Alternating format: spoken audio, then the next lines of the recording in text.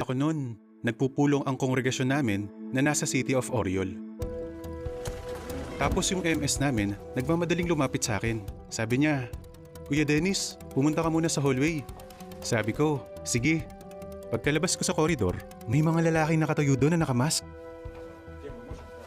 Ang daming pulis at mga taga-FSB. Pinakita nila sa amin yung mga ID nila at may mga titignan daw sila sa Kingdom Hall namin. Tapos may pinakita sila sa aking isang papel. Ruling yun. At ako ang pangunahing kinakasuhan. 2 araw daw nila akong ikukulong.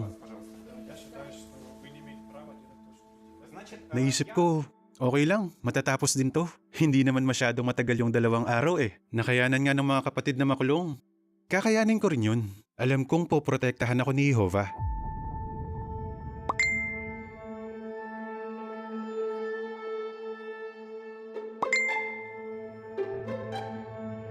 Pero yung pinakamahirap, yung nahiwalay ako kay Irina. Yung lokasyon kasi ng detention center, sinadya para hindi mo halos makita yung mga nakakulong. Kaya humanap ako ng isang lugar na makikita ko yung bintana niya. At mula naman dun sa bintana niya, makikita niya ako. Kaya napag-usapan namin ni Dennis na dun ako pupunta. Sinabi niya sa akin kung anong oras. Yun ang pinakapaborito kong oras sa buong araw. Lagi kong hinihintay na mag-alauna ng hapon. Kasi makikita ko na si Irina. Kahit mga 5 to 10 minutes lang yon, masaya na ako. Sa loob ng 2 taon, lagi namin yung ginagawa. Araw-araw nagpupunta si Irina.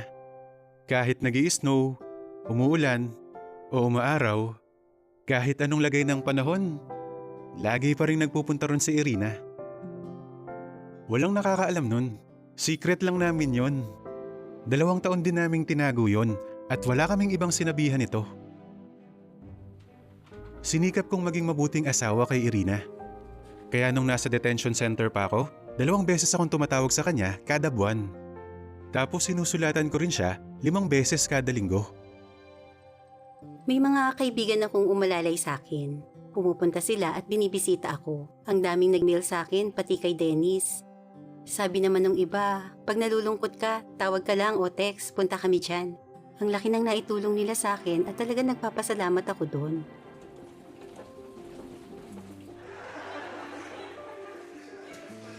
Nung nasa korte na ako, ramdam ko talaga yung suporta ng mga kapatid. Napatibay nila ako. Thank you everybody for coming. I'm very happy that you're here. Thank you. Nung hinatulan na ako ng 6 na taon na pagkabilanggo, ang daming kapatid na nandoon.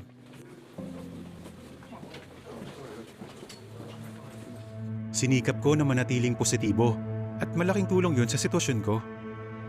Naalala ko nun, yung sinabi sa kawikaan, sabi doon, kapag nanghihina ang loob mo sa panahon ng problema, mababawasan din ang lakas mo. Alam kong magtatagal pa ang sitwasyon ko, kaya gusto kong manatiling tapat at magtiis. Araw-araw kong binabasa ang Biblia gaya ng malaya pa ako, at binubulay-bulay ko yon. Meron akong notebook at sinusulat ko doon yung magagandang punto sa mga na-Bible reading ko. At malaking tulong yon para manatili akong positibo. Halimbawa, isa sa mga teksto na lagi kong naaalala ay yung Isaias 30 verse 15. Sabi doon na kailangan kong manatiling panatag at magtiwala kay Jehovah. At yun ang nagpapalakas sa atin.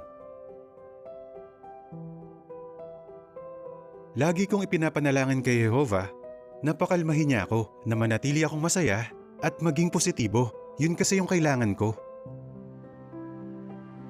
Madalas naisip ko rin, okay, maaalis yung kalayaan ko, mailalayo niyo ako sa pamilya ko at hindi ko sila mayakap kahit kailan ko gusto, pero hindi ko papayagan na maalis niyo ang kapayapaang meron ako at ang kagalakan sa puso ko.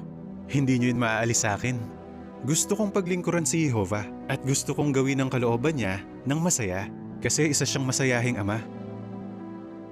Naalala ko yung sinabi ni Dennis sa sulat niya. Kung gusto mong maging masaya, pasayahin mo ang iba. Malaki ang naitulong nun sa akin. Kaya nagpakabisi ako sa pagtulong sa iba. Iniisip ko kung sino yung pwede kong dalhan ng grocery at kung sino yung may sakit na bibisitahin ko.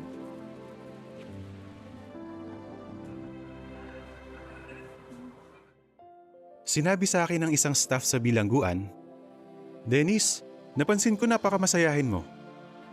Sabi ko, Oo, makakalaya na ako eh. At yan din kasi ang lagi kong iniisip. Para sa akin, wala talaga ako dito. Nandun na ako sa labas. Tapos sabi niya, alam mo Dennis, parang hindi ka naman talaga nakulong. Nandun ka sa labas. Malayang malaya ka. At kahit kailan, lagi kang masaya. Tapos, iniisip ko rin yung panahon na nakalaya na ako. Kasama ko na yung mga kapatid, yung mga kapamilya ko at nayayakap ko na ulit sila.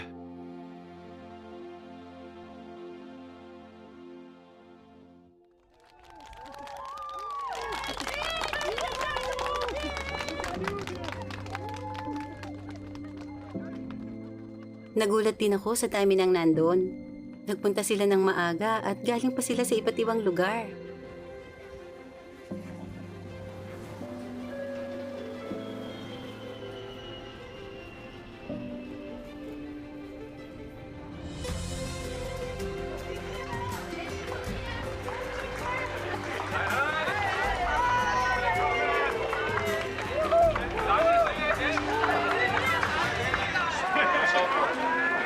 Alam namin na may sasalubong sa amin sa Copenhagen Airport.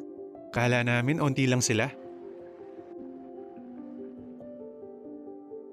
Kaya gulat na gulat kami nung makita namin na maraming kapatid na nandun sa airport. At masayang masaya sila nung dumating kami.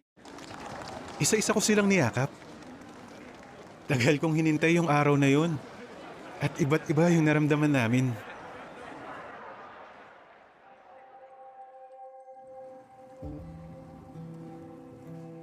Nasa Denmark na ulit kami ngayon.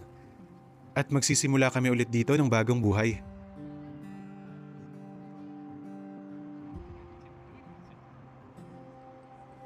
Hindi ordinaryo yung mga naranasan namin. At gusto naming magamit yon para matulungan ng iba. Kapag nakulong ka, marami kang matututuhan. Mas mapapatingkad nito ang mga Kristiyanong katangian mo. Masaya ako ngayong nakalaya na ako. Pero di pa rin nagbabago yung panalangin ko para sa mga kapatid na nakakulong. Ngayon nga, mas ipinapanalangin ko pa sila. Kasi alam ko na yung pinagdaraanan nila. Hindi yun madali.